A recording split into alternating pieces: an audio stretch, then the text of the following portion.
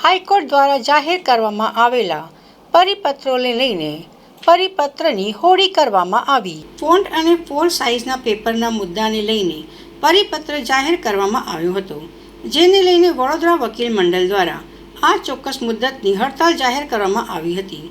જેને લઈને હડતાળનો આજે બીજો દિવસ છે, તેમજ છેલ્લા 2 દિવસથી તમામ અસીલો વકીલો કોર્ટ કાર્યવાહીથી અલિપ્ત જોવા મળ્યા હતા. ત્યારે આજે બીજા દિવસે હાઈકોર્ટના પરિપત્રને સળગાવીને તેની હોળી કરી અનોખો વિરોધ નોંધાયો હતો. પક્ષકારો તથા વકીલોના હિતમાં નિર્ણય નહીં આવે ત્યાં સુધી હડતાળ ચાલુ રહેશે. ગુજરાત નામદાર હાઈકોર્ટ દ્વારા એક પરિપત્ર બહાર પાડવામાં આવ્યો.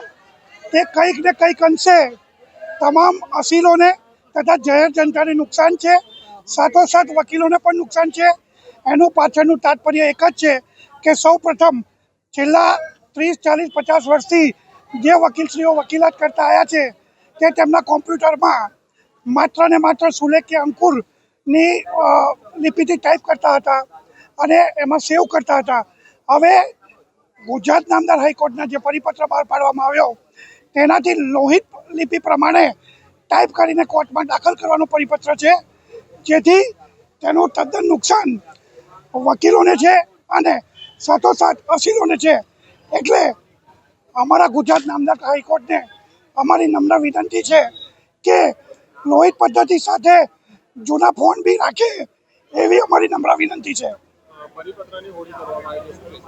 હા, આજે વડોદરા વકીલ મંડળ દ્વારા પરિપત્રની હોળી કરવામાં આવી છે.